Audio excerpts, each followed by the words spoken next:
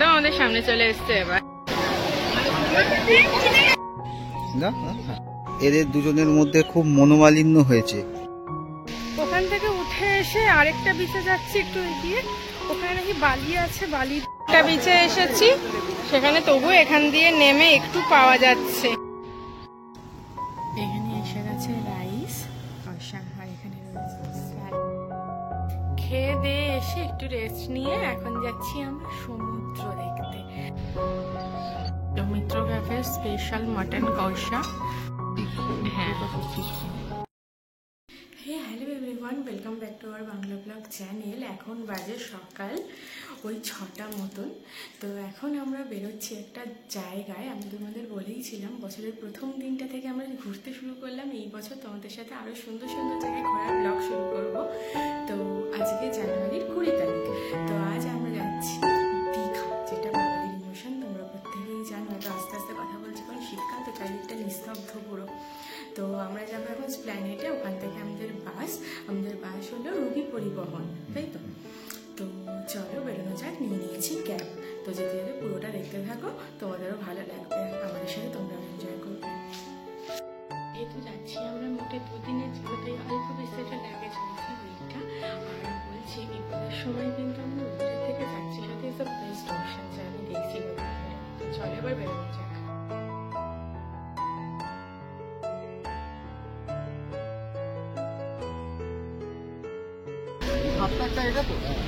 আচ্ছা, তোমাদের আগেও বললাম আমাদের বাসটার নাম ছিল রুবি পরিবহন, আর টাইমিং ছিল সকাল 7টার সময়। একটু লেটে ছিল কারণ একটু টায়ার ঘটিত কিছু সমস্যা ছিল। এই বাসটা কিন্তু প্রচন্ড পরিষ্কার ছিল, আর এটা কিন্তু স্লিপার প্লাস সিটার দুটোতেই তোমরা যেতে পারো, যে কোনো একটা বুক করতে পারো। আমরা যেহেতু সিটারটাই বুক করেছিলাম। আর এর ভাড়া বলতে গেলে দুজনের মিলিয়ে পড়েছিল ওই 846 টাকা মতন। আমরা এখানে বাসের টিকিট কেটেছিলাম এমএমটি থেকে, তোমরা কিন্তু ওখানে গিয়েও বাসের টিকিট কাটতে পারো। এই বাসের কিছু কিছু অ্যামনিটিস আছে, সেগুলো হলো ওয়াটার বোতল দেবে তোমাদের গেলেই, একটা পার পার্সন একটা করে ওয়াটার বোতল দেবে। চার্জিং পয়েন্ট আছে, রিডিং লাইট আছে, ওয়েটিং লঞ্চও আছে, আর তাছাড়া সিসিটিভি আর পিলো তো তোমরা পেয়েই যাবে। এক কথায় ভীষণ কমফোর্টেবল। তোমাদের একটু ঘুরিয়ে পুরো ভিউটা দেখিয়ে দিলাম। বাসটা দেখো ভীষণ সুন্দর আর নিট অ্যান্ড ক্লিন। আমার যেটা সবচেয়ে বেশি থাকে, নিট অ্যান্ড ক্লিন।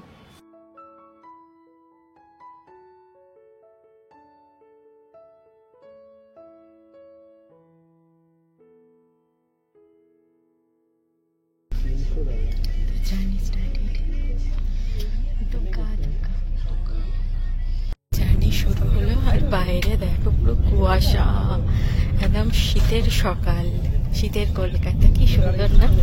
তো চলো এবার যাওয়া যাক, আর যেতে যেতে একদম দীঘায় গিয়ে কথা হবে।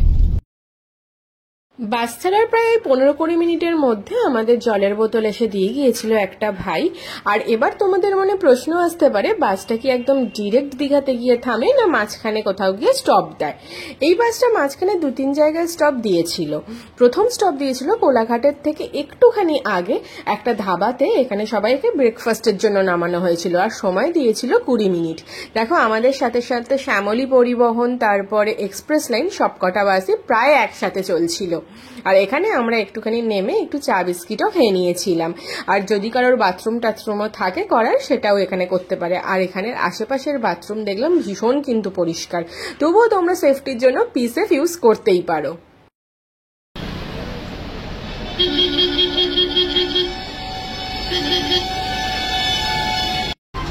এই যে আমাদের সাথে শ্যামলী, রুবি আর গ্রিন লাইন 3টে বাস পরপর দাঁড়িয়েছিল। শ্যামলীটা সবে বেরিয়ে গেল, সব পরপর যাচ্ছে টাইম মেনটেন করে। এ থেকে বেরিয়েছিলাম, কাল থেকে পুরো ঠান্ডা ছিল না, কিন্তু এখন এখানে ভালো ঠান্ডা আছে। জানি না দীঘায় কিরকম কি হবে। এই রোদ্দুরেই দাঁড়াতে ভালো লাগছে যেন। এখনো কি আমরা সেই রকম গ্রামের মধ্যে ঢুকিনি মনে হয়। সবে এসেছি 1 ঘন্টা, দেখি 1 ঘন্টা হলো।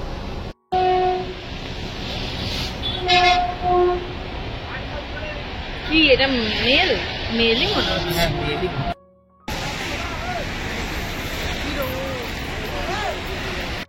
9:23 বাস সবে ঢুকলো কোলাঘাট। 10টায় আমরা ক্রস করেছিলাম নন্দকুমারের মোড়। বাসটা কিন্তু সময়ের থেকে আধা ঘন্টা একটু লেটই যাচ্ছিল। আর আমি প্রথমে এই নদীটাকে দেখে ভেবেছিলাম এটা রূপনারায়ণ নদী, কিন্তু না, এটা একটা অন্য নদী ছিল। কিন্তু কি শান্ত দেখো। আর এখানে বাসে থেকে থেকে আমরা টায়ার্ড হয়ে পড়েছিলাম। বাস প্রচন্ড লেট, প্রায় আধ ঘন্টা 35 মিনিট লেট। সেখানে ঢোকানোর কথা ছিল 11:30, এখন বাজে 12:20 না 25। প্রচন্ড লেট করেছে, অনেক জায়গায় দাঁড়িয়েছে। এবার যেখানে নামালো সেখান থেকে আমরা টোটো নেব, টোটো নিয়ে আমাদের হোটেল হলো নিউ দীঘাতে। ওখানে শ্যামলী পরিবহন কখন চলে এসেছে। থেকে হোটেলের ডিস্টেন্স বলছে মোটে 10 না 15 মিনিট, কিন্তু ভাড়া 150 টাকা, জানি না, অবশ্য রিজার্ভ। তো যাই, চলো।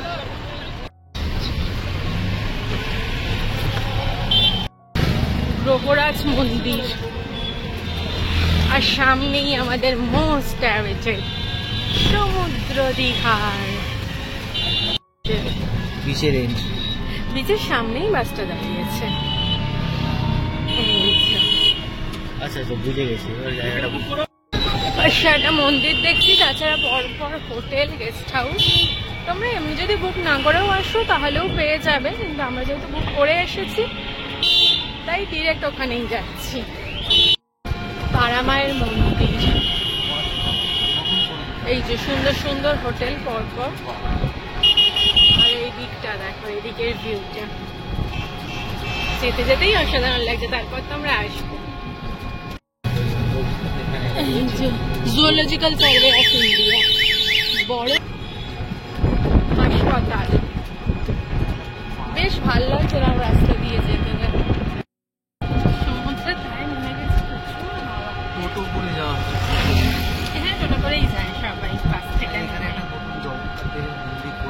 দেখতে গেলে দেখ তো সামনে দেখায়। এটা তো এখন ওপেন করেনি না? এটা ওপেন 4 মাস পরে হবে। অক্ষয় তৃতীয়ার দিন। আচ্ছা, বাহ। এমনি ঢুকতে দেয়? ঢুকতে দেয় না। প্রথমে এই হোটেলটার কথা ভেবেছিলাম, কিন্তু এর চেক আউট টাইমটা বড়ই তাড়াতাড়ি। এখানে দেখো টয় ট্রেন মতন আছে, খুব সুন্দর সাজানো গোছানো সব। এটা কটেজের মতো।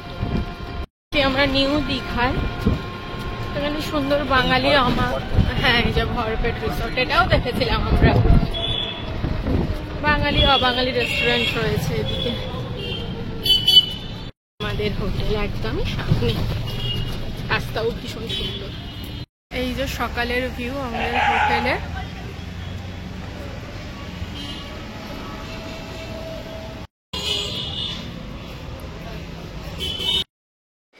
আমাদের এখানে হোটেলে দেখতেই পাচ্ছ চেক ইন ছিল 12টা, চেক আউট হলো 11টা। আমরা এরকমই একটা সময় খুঁজছিলাম যেখানে চেক আউট একটু 11টা-12টার দিকে হবে।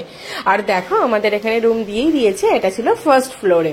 একদম বেশি খুব একটা সমস্যা হয়নি আমাদের। হোটেলটা ভীষণ সুন্দর ছিল, দেখো তোমরা এবার পুরোটা। This is our room. এই যে এসেই এখানে একটা ক্যাবিনেট মতন আছে, ক্যাবিনেট ঠিক না, ওপেনই। এখানে সুন্দর ফুল সাইজ মিরর রয়েছে। এখানে একটা কাবার্ড আছে, কাবার্ডের মধ্যে এখানে ব্ল্যাঙ্কেট আছে।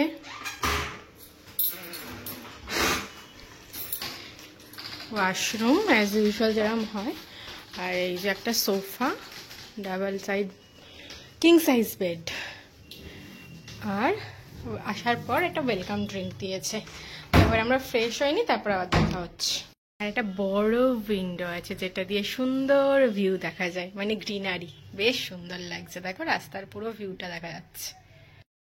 এসে বাসটা এত লেট করেছে, ভীষণ টায়ার্ড হয়ে গিয়েছিলাম, তাই একটু ফ্রেশ ট্রেশ হয়ে নিলাম। হয়ে নিয়ে জামা কাপড় বদলে নিয়েছি। এবার যাবো দুপুরের লাঞ্চটা করতে। এই হোটেলে বলেছে দুপুরের লাঞ্চের সময় 3টে অবধি। তো এখন অলরেডি বাজে 1:30। তো আমরা যাই দেখি লাঞ্চের কি অপশান আছে। আর ঘরেও এখানে খাবার দিয়ে যায়, কিন্তু আমরা গিয়ে মনে হয় রেস্টুরেন্টে ট্রাই করবো, যাই না এবার ও কি বলে। তো এখন ফ্রেশ হতে গেছে, তো দেখা যাক এবার কি করি। এখন একটু নিচে এসেছি রেস্টুরেন্টে বসে খেতে। আর এখানে বেঙ্গলি থালি কী কী আছে তোমাদের দেখাচ্ছি, অপশানগুলো শেয়ার করে দিচ্ছি, তোমাদের সুবিধা হবে বুঝতে।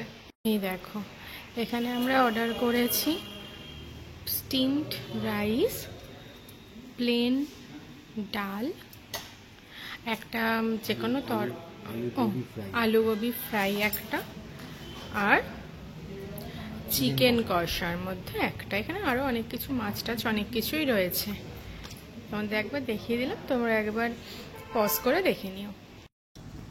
এখানে এসে গেছে রাইস, আর এটা হলো ছোট্ট বালতিতে ডাল দিয়েছে, কি কিউট। আর এখানে আলু ফুলকপির তরকারি দেখো, আর এখানে চিকেন কষা, আর এখানে রয়েছে স্যালাড, মানে স্যালাড। যাই হোক, এবার খেয়ে নিই, খিদে চোটে মানে ভুলভাল বকছি। তো চলো, খেয়ে দিয়ে এসে একটু রেস্ট নিয়ে এখন যাচ্ছি আমরা সমুদ্র দেখতে, যেটার জন্য এতক্ষণ ধরে অপেক্ষা করেছিলাম। তো চলো বেরোই। দেখো, সমুদ্রের ধারে প্রায় আমরা চলে এসেছি। এখানে সুন্দর সুন্দর সমস্ত দোকান, হোটেল, রেস্টুরেন্ট, যা চাও তাই পেয়ে যাবে। আর এই যে এইখান দিয়ে মনে হয় না সমুদ্র, এই যে এখান দিয়ে। চলো, সমুদ্রের ধারে এই মার্কেট, এখানে বিভিন্ন শঙ্খের জিনিসপত্র পাবে তোমরা। এই যে সবগুলো এখনো খোলেনি যদিও, এগুলো দেখো সুন্দর সুন্দর জুয়েলারি, আর্টিফিশিয়াল প্লান্ট, হ্যাঁ ইয়াররিংস সমস্ত পাবে।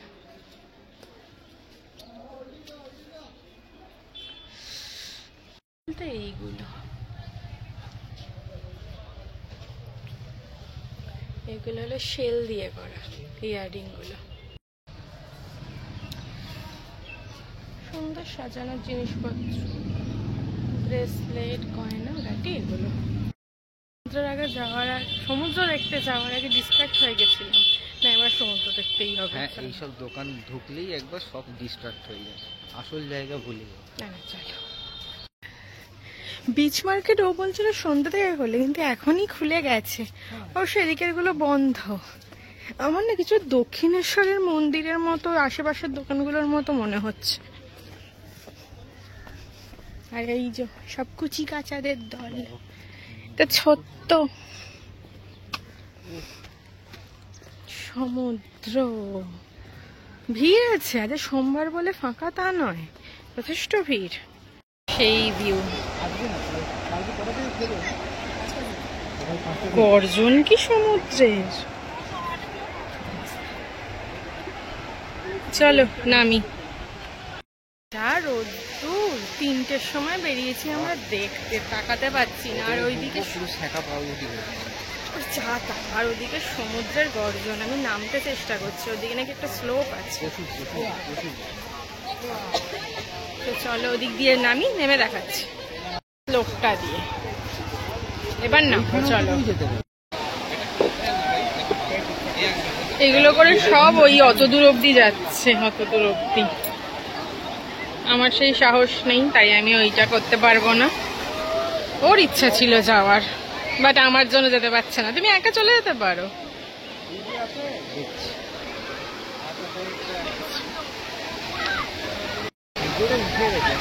সূর্যের আলোটা পড়ে কি চকচক করছে।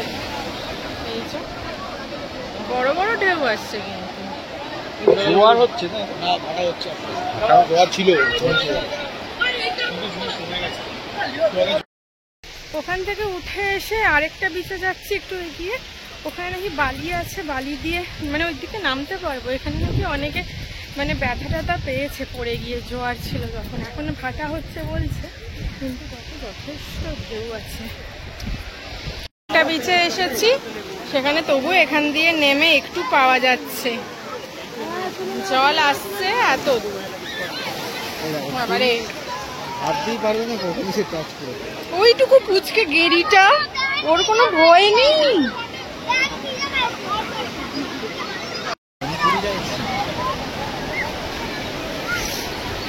এই যে এই বোটগুলো যাচ্ছে, ভালো ঢেউ আছে। এই যে প্লাস্টিকের বোতল মোতল ফেলছে, এগুলোই ঠিক না।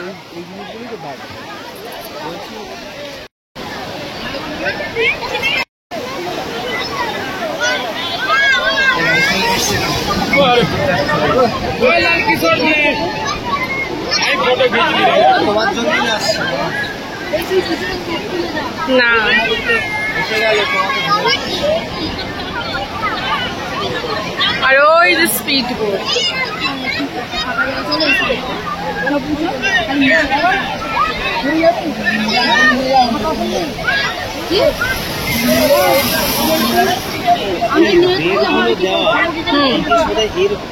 বাইরে যাওয়াটা বারণ। হ্যাঁ, যারা জলে নামছে, কিন্তু লোক তো চলে গেছে অত দূর। হেঁটে গেছে ও বাইরে গেলে তুমি স্পিড বোটে এই ওরা গেল এতক্ষণ পর।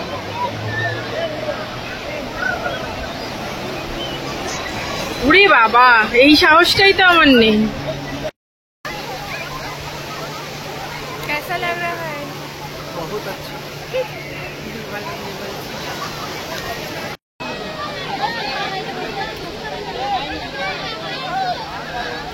বাঙালি মানুষের কাছে গোয়া। হ্যাঁ, প্রচুর লোক এখন স্নান করছে।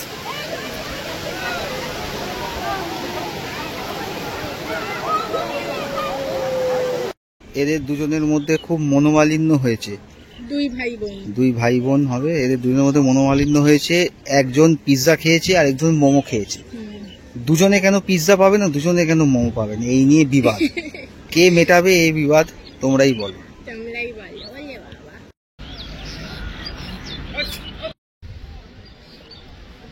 ও বাবা, না পালাচ্ছে ভয়। পেয়েছো কুচি, মুখে কি হয়েছে? মুখটা খুলে গেল কেন? ওকে দেখে ভয় পাচ্ছে। তুমি ভয় দেখাচ্ছ ওকে কেন?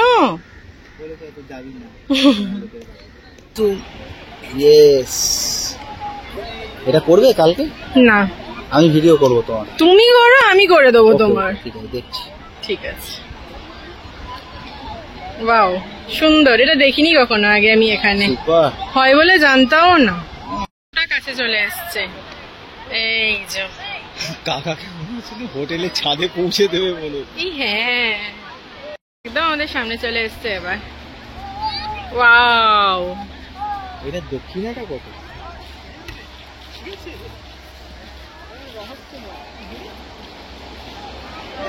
নামাতে বলছে এবার। কিভাবে বুঝলে? হাত দিয়ে বললো, ইশারা করলো, নামাতে বললো। এই প্যারাসেলিং এর জন্য ওনারা কস্ট নিচ্ছিলেন ওই 1200 থেকে 3000-এর মধ্যে। তোমরা কিন্তু বার্গেন অবশ্যই করবে। যারা এটাতে ইন্টারেস্টেড তারা আশা করি ভীষণ মজা পাবে। একদম পাড়ের সামনে দিয়েই নিয়ে যাচ্ছিল। খুব যে ভয় লাগবে তা নয়, কিন্তু দেখতে না ভীষণ ভালো লাগছিল। এই জিনিসটা ওখানে দেখলাম শুরু হয়ে গেছিল একদম ভোর থেকে। এক একদিন আমরা সকালবেলায় হাঁটতে যেতাম, সেদিন দেখতাম একদম ভোরবেলা থেকে শুরু হয়েছে। আর এটা হলো পরন্ত বিকেলে, আরোই যেন বেশি সুন্দর লাগছে। রোদের তেজটাও নেই আর সমুদ্রের ঢেউও আস্তে আস্তে কমে আসছে। আর তখন তো জোয়ারের সময় ভীষণ ভাল লাগবে। হ্যালো, তো সকালবেলা দুপুরবেলা আমরা ওই সমুদ্রের সুন্দর ভিউ দেখে টেখে তারপর ঘরে গিয়ে রেস্ট নিয়েছিলাম। এখন আবার সন্ধ্যাবেলা একটু বেরিয়েছি। হোটেল থেকে বেরোনোর পর ভিউ কিছুটা এরকম, প্রায় জমজমাট, চারিদিক আলো। এটা যে সোমবার বোঝা যাচ্ছে না খুব একটা, দেখে মনে হচ্ছে রবিবার, উইকেন্ডে মানুষ ছুটি কাটাতে এসেছে। বাস্কিং রবিন্স পেয়ে যাবে আর সামনে ওয়াও মোমো। এই যে, আর আমরা এখন যাচ্ছি মিত্র ক্যাফেতে। দেখা যাক এখানে কি কি পাওয়া যায়, কারণ রাত্রেবেলা যদি এখানে থালি সিস্টেম হয় তাহলে খুব ভালো হয়। এটা একটু এক্সপ্লোর করবো।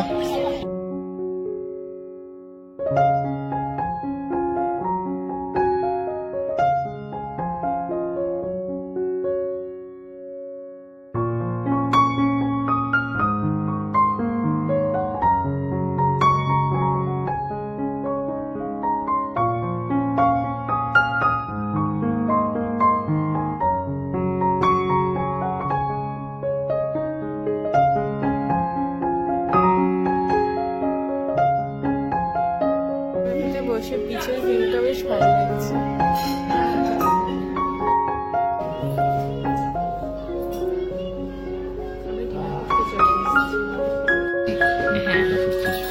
যেটা আমাদের ভীষণ ফেভারিট, আমার নৃত্য ক্যাফে যা তা বলছি, ক্যাফেতে গেলে প্রথমে এটাই ট্রাই করি। মিত্র ক্যাফে আমাদের স্পেশাল মাটন কষা, আর এদিকে আমরা নিয়েছি তন্দুরি রুটি, আমার প্লেন বাটার ছাড়া, আর ও নিয়েছে বাটার নান।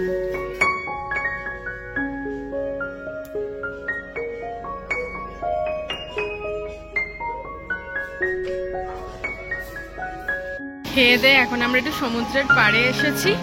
এই জিনিসটা মিস করা যাবে না, যতবার এখানে আসবো সমুদ্র তো দেখতেই লাগবে। নেমো না, জোয়ার আসছে। জল কত দূর উঠবে? এত দূর? ওই দেখো নাকি বড় বড় ঢেউ আসছে।